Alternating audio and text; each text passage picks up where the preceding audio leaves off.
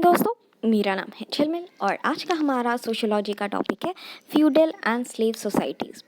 Marks ने history को बहुत सारे टाइम पीरियड्स में बांटा था, जिनमें से सबसे पहला था प्रिमिटिव टाइम पीरियड। उसके बाद आया एंशियंट सोसाइटी, जिसमें आते हैं स्लेव सोसाइटी। उसके बाद आता है फ्यूडलिज्म और उसके बाद आता है जो प्रेजेंट इरा है, कैपिटलिस्ट इरा। तो अभी इस टॉपिक में अपन कवर करेंगे एंशियंट सोसाइटी, जिसमें आता है स्लेव सोसाइटी और फ्यूडल सोसाइटी। इन दोनों के बीच का डिफरेंस क्या है, आज के टॉपिक में हम लोग ये कवर करेंगे। आज का हमारा मेंस का सवाल है, in Marxian classification of society feudal and slave society are very important, how are they different from each other. ये दोनों के डायग्राम्स है। ये है स्लेव सोसाइटी, ये है फ्यूडल सोसाइटी का हायरार्की चार्ट। जस्ट एक मेरा ब्रश काम नहीं कर रहे। तो बेसिक डिफरेंस अगर समराइज करें तो स्लेव सोसाइटी में इंसानों को इनह्यूमन ट्रीटमेंट किया जाता था। उनको हर इंसान को एक चीज़ वस्तु समझा जाता था। They were not even allowed to reproduce. अगर आप लोग को कभी मौका मिला तो स्लेव सोसाइटी के ऊपर डॉक्यूमेंट्री देखिएगा, कितना ब्रूटल उनके ऊपर टॉर्चर किया जाता था। ऑन द कॉन्ट्रेरी, जो अपने फ्यूडल सोसाइटी थे उसमें जो लेबर क्लास थे उनको सर्व्स बोला जाता था। उनके पास भी मिनिमल राइट्स थे, लेकिन मिनिमल थे। They were not treated on in human grounds. Humanity थोड़ी बहुत बरकरार थी और उनको थोड़ी बहुत राइट्स मिलते थे। इंट्रोडक्शन में हम लिखेंगे कि किस तरह से कार्ल मार्क्स ने हिस्ट्री को 4 टाइम पीरियड्स में बांटा था। जो पहला था दैट वाज प्रिमिटिव कम्युनिज्म, दूसरा था एंशियंट सोसाइटी, तीसरा था फ्यूडल सोसाइटी और चौथा जो कि करंट है कैपिटलिस्ट सोसाइटी। इन 4 टाइम फ्रेम्स में मार्क्स ने हिस्ट्री को बांटा था। सबसे पहले थोड़ी बहुत बात करते हैं प्रिमिटिव दौर की, प्रिमिटिव कम्युनिज्म दौर की। उस दौरान क्या था, it was purely a classless society. उस दौरान क्लास नहीं था, कोई क्लासेस फॉर्म नहीं हुए थे, कोई अपर क्लास लोअर क्लास नहीं था। जो मेन होते थे वो कलेक्टिवली गैदरिंग और हंटिंग इकोनॉमी करते थे। मतलब जो आदमी होते थे वो शिकार पे जाते थे, शिकार लेके आते थे, और जो औरतें थे वो पकाते थे, वो लोग खाते थे। They were based basically on subsistence basis, मतलब खाना, मतलब जीने के लिए ही अर्न करते थे, इकोनॉमी चलती थी। It was not on savings and barter system kind of thing. इसी वजह से वो इकोनॉमी क्लासलेस थी, कोई क्लास नहीं बनी थी उस इकोनॉमी के दौरान। So Marx believed that each phase was characterized by a particular mode of production. Primitive communism is represented by the societies of prehistory and provides the only example of a classless society according to Marx. तो यहाँ पे primitive society जो था that was the only example जहाँ पे कोई classes develop नहीं हुए थे। It was purely a classless economy या क्लासलेस सोसाइटी।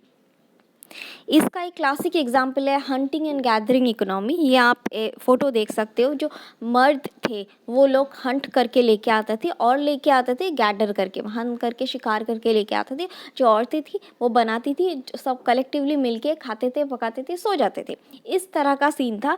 कोई ऐसा भेदभाव नहीं था, कोई क्लासेस नहीं थे इस तरह की इकोनॉमी में। और इस तरह से कोई रायट्स वगैरह भी नहीं फॉर्म हुए थे और बहुत शांति वाला इकोनॉमी था वो। अब बात करते हैं जो अपना मेन क्वेश्चन है, that is slave society of Greek and romance.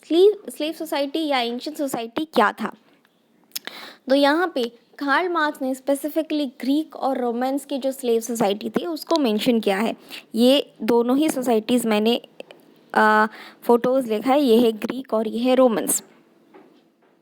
Slaves मतलब क्या, स्लेव को बहुत ज़्यादा, मतलब इंसानों को ही वस्तु की तरह ट्रीट किया जाता था। उनकी हर चीज़ पे, हर प्रोड्यूस पे जो मालिक थे उनका हक होता था।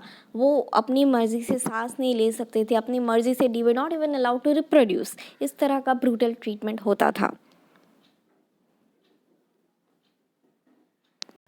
उसके बाद next stage was represented by ancient Greeks and Romans, where the society was divided into masters and slaves. Masters बोले तो किंग्स, जो कि ओन करते थे of the factors of production, those who own the forces of production, and slaves who were themselves owned by the masters. ये जो slave society था इसमें दो कैटेगरी के लोग थे, एक तो थे मास्टर्स, दूसरे थे स्लेव्स। मास्टर्स जो बोलते थे स्लेव्स को वही करना पड़ता था, यही नियम था, यही सब कुछ था। In other words, slavery is the very essence of the ancient mode of production. यहाँ पे जैसे कि बोला है, ये जो मास्टर्स थे ये बोलते थे हम दिन बोले तो दिन बोलो, हम रात बोले तो रात बोलो, you don't have any will, free will कुछ नहीं था स्लेव्स का। स्लेव्स को मतलब एकदम ही इनह्यूमन ट्रीटमेंट किया जाता था, कुछ एकदम गंदे गंदे काम करने को बोलते थे। आप लोग डॉक्यूमेंट्रीज देखिएगा, रूह तक कांप जाती है। In the system of production, the masters had the right of ownership over the slaves and appropriation the product of the slave's labor. तो स्लेव से जो काम कराया जाता था, फॉर एग्जांपल माइंस पे काम कराया जाता था, तो माइंस से जो भी वसूली होती थी वो सब वसूली स्लेव्स को, मास्टर्स को देना पड़ता था। उनके पास खुद कोई पैसे नहीं होंगे, कुछ नहीं होगा, सब कुछ जो इनका है वो मास्टर्स का ऑटोमेटिकली हो जाता था। The ruling class in this society has acquired the wealth from slave labor. Slave जो पैसे या जो भी कमाते थे, पैसे तो थे नहीं खैर, जो भी कमाते थे उन सब पे जो हक था वो मास्टर्स का था। स्लेव के पास कुछ भी नहीं था। इनफैक्ट स्लेव के पास ये हक भी नहीं था कि वो अपनी मर्जी से अपने बच्चों को जन्म दे। They were not even allowed to reproduce at their own will. इस तरह का ट्रीटमेंट होता था। अब बात करते हैं फ्यूडलिज्म सोसाइटी के बारे में। इसके बारे में डिफरेंस हम लोग अलग से मतलब लेटर स्लाइड्स में डिस्कवर करेंगे। थोड़ा थोड़ा हम लोग ब्रीफ ओवरव्यू देख रहे हैं। अभी स्लेव का देख लिया, अभी देखते हैं फ्यूडलिज्म के बारे में। जो फ्यूडलिज्म ऑफ यूरोप था उसकी हियरार्की हम लोग देख लेते हैं। सबसे ऊपर थे किंग, उसके बाद नोबल्स, उसके बाद नाइट्स, उसके बाद पीजेंट्स। पीजेंट्स जो थे वो लेबर क्लास थे। They were also known as serfs. तो पीजेंट्स के पास भी मिनिमल राइट्स थे, लेकिन दे वर नॉट ट्रीटेड इनह्यूमनली। जैसे कि मार्क्स ने कहा है, पिछले वीडियो में बताया था कि कोई भी सोसाइटी परमानेंट नहीं होता है। तो जब ये किंग्स लोगों का, ये मास्टर्स लोगों का स्लेव सोसाइटी में अत्याचार बहुत ज़्यादा बढ़ गया, तो एक तरह से पोलराइजेशन हो गया और ये पूरा सोसाइटल चेंजेस हो गया। तो एक डिसेंट्रलाइजेशन फॉर्म की, स्लेव्स ने बगावत कर दिया, रिवोल्यूशन आ गया, तो पूरी सोसाइटी चेंज होगी। इसके बारे में भी हम लोग अलग से एक वीडियो बनाएंगे जो मार्क्स ने पूछा था उसके बारे में। तो कहने का मतलब ये है कि कुछ भी स्टैटिक नहीं होता, सब चेंज होता रहता है सोसाइटी। पोलराइजेशन स्टेट आ जाता है, उसके बाद सब चेंज होता है। तो एंशिएंट सोसाइटी जो कि स्लेव सोसाइटी बोला जाता था, उसके बाद आते हैं फ्यूडल सोसाइटी। फ्यूडल सोसाइटी में आते हैं सबसे ऊपर किंग, उसके नीचे जो होता है पीजेंट्स, और सबसे लोअर पे आते हैं पीजेंट्स जिनको बोला जाता है serves. So, society of medieval Europe was largely feudal in character. Feudalism was the dominant system of economic. तो फ्यूडलिज्म कब आया था? फ्यूडलिज्म यूरोप में तब आया था जब रोमन एम्पायर डाउनफॉल या डिग्रेड हो गया था, पोलराइज हो गया था, जब स्लेव्स ने बोल दिया था कि हमसे नहीं होगा, जो करना है करो। तो उसके बाद आया था फ्यूडलिज्म सोसाइटी। यूरोप में आया था ये स्टार्टिंग। फ्यूडल मतलब क्या? बेसिकली एक किंग होता है, किंग पेशेंट्स को बोलता है कि हम तुमको ज़मीन देंगे, तुम हमको सर्विस दो। यही होता है, मतलब गिव एंड टेक होता है। ऐसा नहीं कि फोर्सफुली किया जाएगा। ज़मीन देंगे और प्रोटेक्शन देंगे उनको रहने का, मतलब जगह ज़मीन में उनको प्रोटेक्ट करेंगे या फिर उनको उस ज़मीन में काम करने की परमिशन देंगे, लेकिन इसके बदले में वो किंग को सर्विस देंगे। इट्स बेसिकली उनको थोड़ा बहुत राइट्स मिलता है पीजेंट्स को। तुम हमको सर्विस दो, हम तुमको ज़मीन देंगे। This was the basic motto of the feudal society. The word feudal comes from feud, which originally meant a fief of land held on condition of service. जैसे कि मैंने कहा, फ्यूडल का मतलब आता है फ्यूड। फ्यूड मतलब ज़मीन के बदले में सर्विस, ठीक है। In feudal society, land was the source of power. Thus, feudal system was based on the location of land in return of service. तो ये forces of production क्या था फ्यूडल सोसाइटीज़ में? लैंड।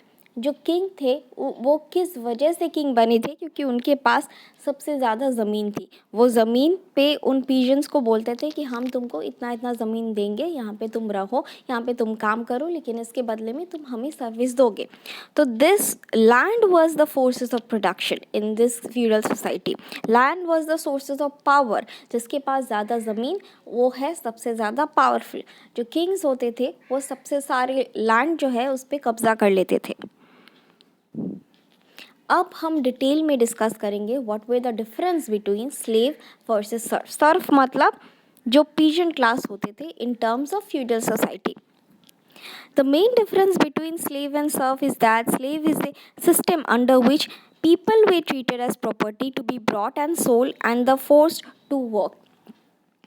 यहाँ पे जो स्लेव थे, स्लेव में इंसानों को भी वस्तुओं की तरह इस्तेमाल किया जाता था। वस्तुओं की जैसी कोई फीलिंग्स नहीं होती। आप जैसे उसको फेंक दो उसको कोई फ़र्क नहीं पड़ेगा। आप उसको डस्टबिन में डाल दो, फेंक दो, कोई फ़र्क नहीं पड़ेगा। इंसानों के साथ भी इस तरह का होता था। इंसानों को चाहे किधर जाना हो, कुछ करना हो, नहीं करना, doesn't matter.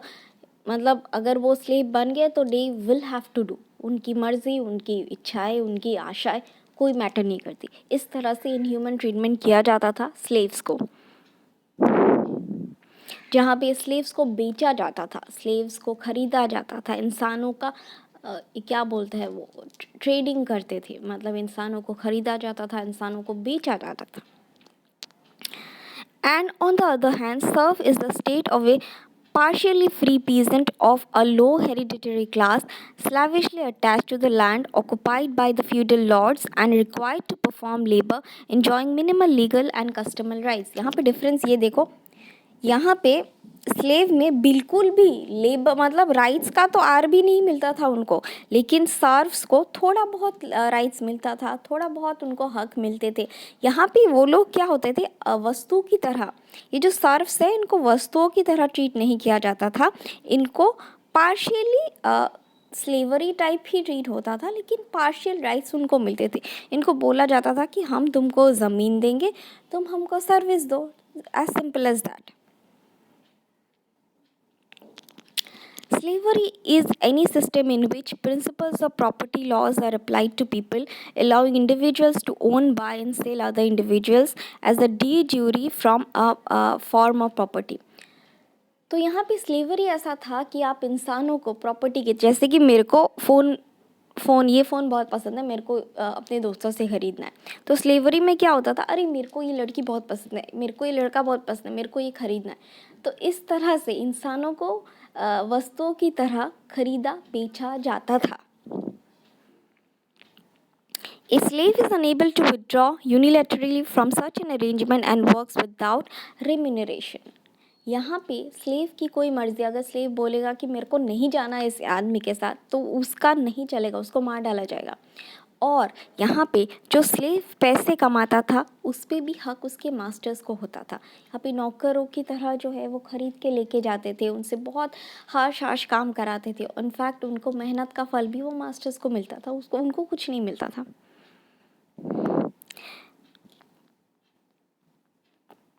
On the contrary, serf is the state of many peasants under feudalism, specifically relating to monorealism. It was a condition of bondage which developed primarily during the High Middle Age in Europe and later in some countries until the mid-19th century.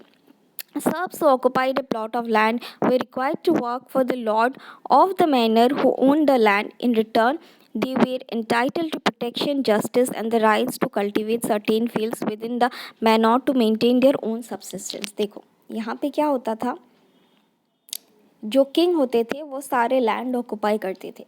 तो फिर वो pigeons आके king को बोलते थे कि हमको थोड़ा सा मालिक, हमको भी थोड़ा सा रहने को जगह दे दो।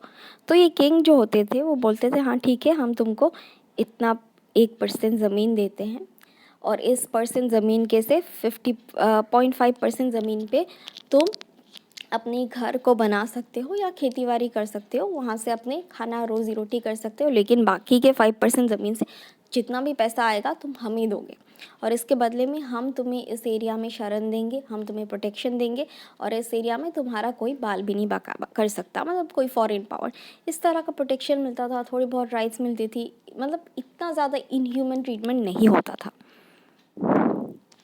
सो ये है हमारी वीडियो का एंड। कंक्लूजन जैसे कि मैं एक्सप्लेन नहीं करती हूँ, आप लोग देख सकते हो, आप लोग खुद अपने हिसाब से जो आपको समझ में आता है वो लिखिए। तो ये है हमारी वीडियो का एंड। आज के लिए बस इतना ही, कल फिर मिलेंगे कुछ नए लेक्चर्स के साथ। Thank you.